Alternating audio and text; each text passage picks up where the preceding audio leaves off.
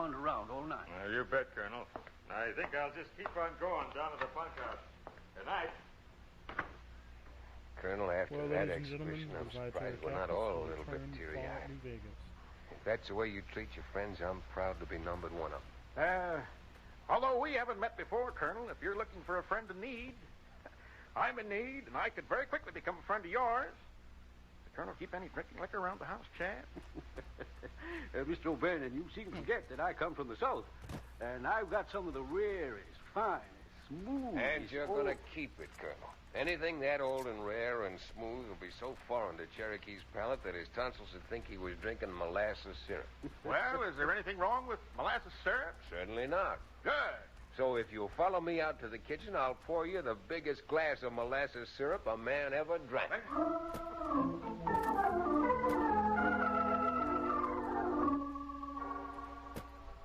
Well, while I coerced the O'Bannon into retiring with only the nightcap you tie around your head, we found out later that Colonel Winfield's foreman, Root, hadn't gone to bed. In fact, he hit his horse and streaked for Big John Bigger's office in town. Well, that's where I come in, John. Here's over elbows. With Trowbridge having enough money now to pay off the bank, even he's not going to want to sell out to us. He hasn't paid off the bank yet, has he? Well, no. You and I are going to be waiting for Mr. Trowbridge on the trail that leads from his place to the bank tomorrow morning. If you mean gun him down, that's risky business. This whole thing is risky business. And we got to get both those ranches, or we ain't got no deal with that mining company. I still don't see why that mining company just don't buy one of the ranches. Because when they started to check on that vein of silver you stumbled on up at the back end of Winfield's place, they found that half of it was over on Trowbridge's spread. Yeah, I suppose they know what they're doing. Now that Trowbridge has got that money the Colonel's given him, he's never going to sell. Just like the Colonel said, he's as stubborn as a mule. There are two kinds of mules, my friend. Live mules and dead mules. And after Trowbridge leaves his place heading for the bank tomorrow morning, you know the kind of a mule he's going to be, don't you? So you better go home now and get some sleep. When you start shooting tomorrow morning, I want your nerves to be steady.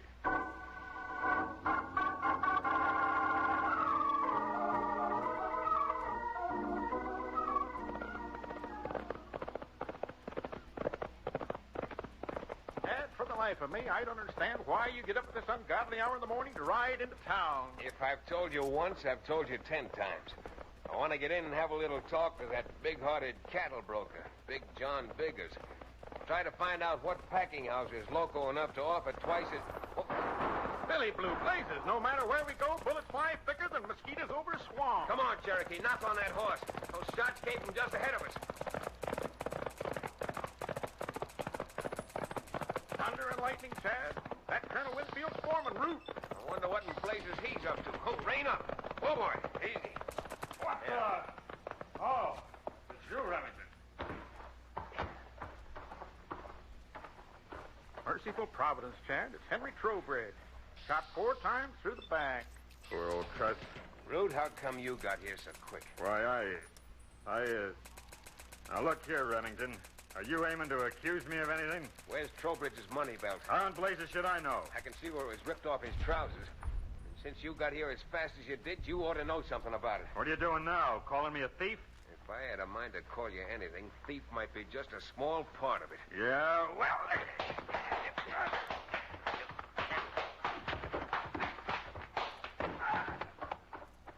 That was a neat bit of pugilistic perfection, Chad. A left to his fat stomach and then a right to his jaw. All right, Cherokee, come on. Help me get Trowbridge's body to town. There must be a lawman in Varmint Valley. Before we're through, I've got a feeling he's going to need a few dozen two-gun deputies.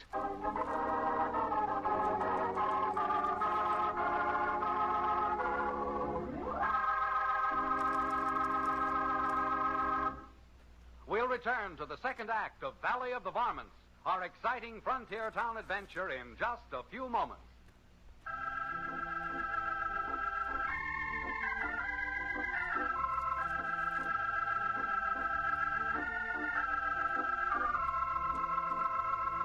Motherfucker. Oh, motherfucker.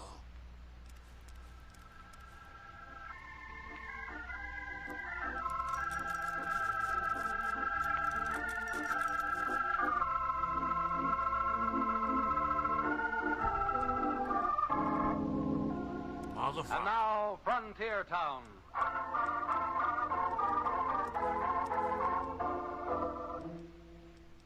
Well, I guess we all find it out sooner or later. After a thing is over and everything's explained, it seems quite simple how all the little jigsaw pieces fit together to make the picture.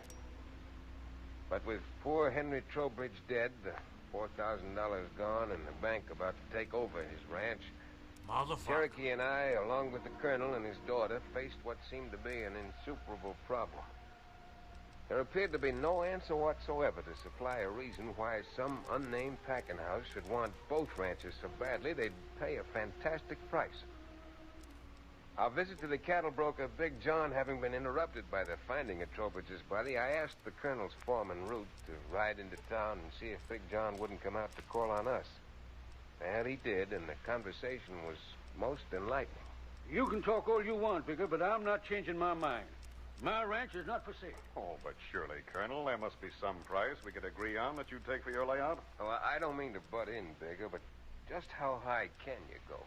Well, I don't know for sure, Remington. But I might be able to induce my clients to raise their bid, another few $1,000s. And maybe another few $1,000s on top of that, huh? Yes, it's possible. It's possible. In other words, your so-called clients want this property at any price. So-called clients, eh? Just what are you hinting at? All right, Bigger, here it is. No people in their right minds are offering a ridiculously high price for a couple of ranches like these two just to supposedly raise cattle for a packing house. In other words, you're just calling me a liar. I don't need you to put words in my mouth, but since the shoe seems to fit you, let's let it go at that. Chad, look out! Thanks, Cherokee, but I saw him go for his gun. If he wants to clear leather, it's all right with me. Well, Big John, figure you're big enough to try it? Remington, I'd give you a chance at that. But right now, it just don't happen to be convenient. You mean your insurance policy isn't paid out? Colonel, that offer I made you was good for 6 more hours. If you change your mind, if you've got a mind, you know where you can find me. In my office. I'll be there until 6 o'clock tonight. Well, you certainly made him back down. Sure did my heart good, Chad, to see him get his comeuppance. That still doesn't explain just why anybody wants to pay the price he offered you for the ranch. It convinced me of one thing, Cherokee. They don't want this place just to raise cattle. Now, tell me something, Colonel. Are there any mines or ore deposits anyplace around here? Say, you don't think they found gold up on the ridge at the back end of my place, do you? Well, I haven't the slightest idea. All I was doing was asking. You know, you just gave me an idea, Chad. And doggone if I don't think it's worth checking up on. Daddy, where are you going? And never mind about me, Georgia. You stay here and keep our visitors company. Chad Remington isn't the only galoot around these parts who can smoke out trouble.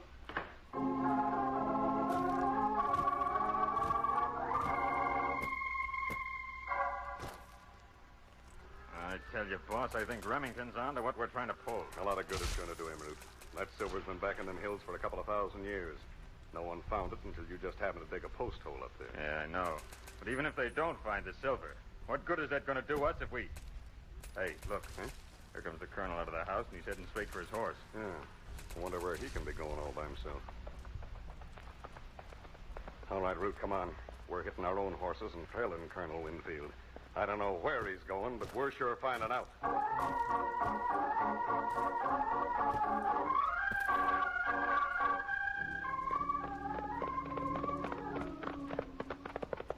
All right, Raina. Whoa. You see where Winfield's going? Yeah, he's heading right for the ridge where we chipped out the rock, and you can see the silver ore. Yeah.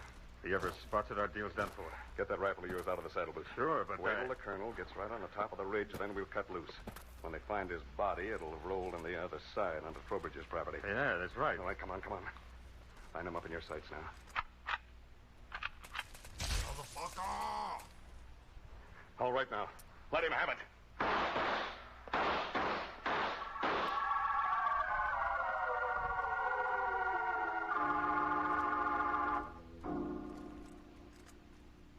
That's about all there is to it, Marshal.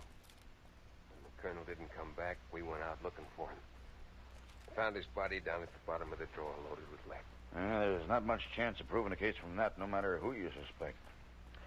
Well, I've got the Colonel's will here, and if you wouldn't mind my reading it now, it'll save me a long ride out to the ranch sometime later.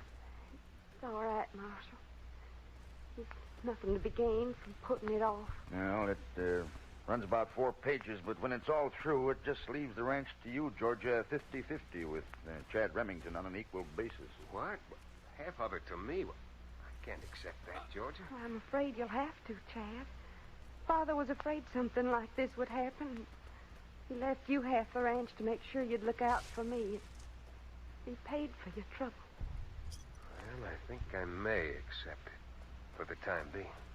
If you don't mind, Georgia, let's be heading back for the ranch. I'm mighty curious to see how Root feels when he hears he's got me for his new boss.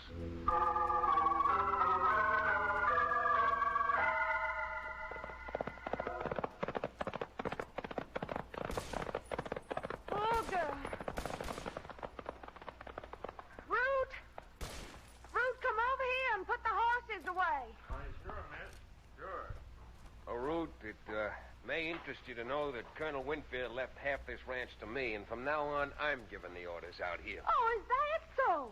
Well, I still have something to say about the running of this place. Yeah? Well, I'm one gent who's not going to end up like your father did. I'm selling out and getting out of here. Well, you can't sell without my signature, and I certainly am not selling. That's what you think. But come on, let's not air our troubles in front of the help around here. You and I are going into the house and do a lot of talking.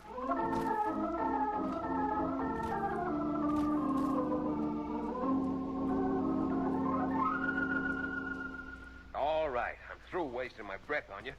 You keep the ranch since you want it so bad. I certainly shall. But I'm taking what money's left in the safe and clearing out of here. Why, you're no better than a lowdown. Did you see that? That guy was going to kill me. Go on. Get that safe open while I am now. I was just minding my own business heading west when that psycho came out of nowhere and started shooting. He kept shouting about stars or something. Does that make any sense to you? Some what? Never mind. I'm going to take a few moments to compose myself, then head out. Thank you again. Down on me and made me open the safe. I saw the whole thing from outside the window. Sucker! All right, Remington. I'll take that cash. Hand it over. Sure, I'll be glad to. And if you know what's good for you, young lady, Motherfucker! you won't try to follow me.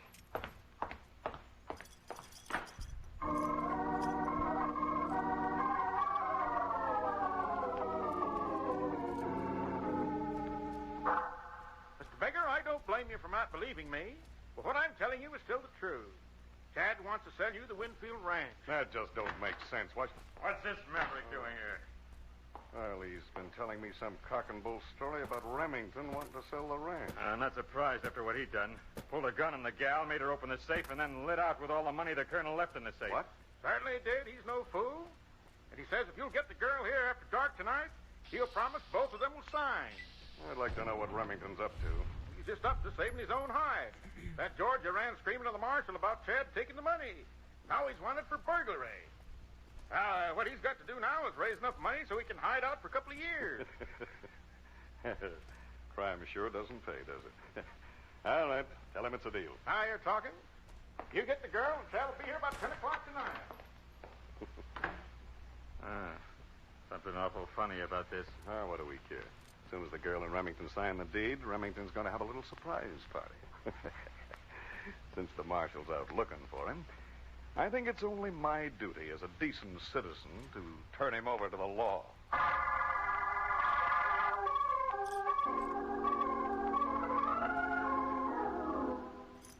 Everything worked out just fine. I got to Bigger's office at 10 o'clock, and 5 minutes later, Georgia reluctantly signed the deed.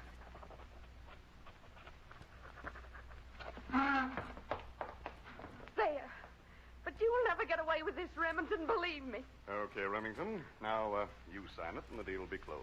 Well, I'll sign it when I get $5,000 laid in my hands. All cash. Cash? Now, what do you think I'd get $5,000 at this time of night? I guess I forgot to tell you that he wanted it in cash. You better find it, my friend. What's in that cash box of yours there on the desk? Oh, yeah. I forgot about that. Well, I think Don't worry. I won't have you lashed to a cross like the rest of these degenerates. It's useful that you happen by. I want you to witness the fate of the town of Nipton, to memorize every detail. And then, when you move on, I want you to teach everyone you meet the lesson that Caesar's Legion taught here, especially any NCR troops you run across. As are all crimes. And we know who and why it was taken. Chad, you were right. These numbers are all in sequence. Cherokee, don't let Root get away.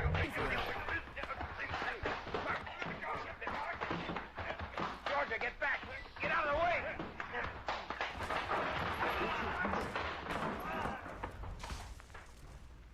Well, now that we've got the proof that they killed Henry Trowbridge, I don't think we'll have too much trouble finding out what made those ranchers valuable enough to risk a double murder charge. Georgia, you better go call the marshal. Cherokee and I will stay here and get these two crooks bundled up.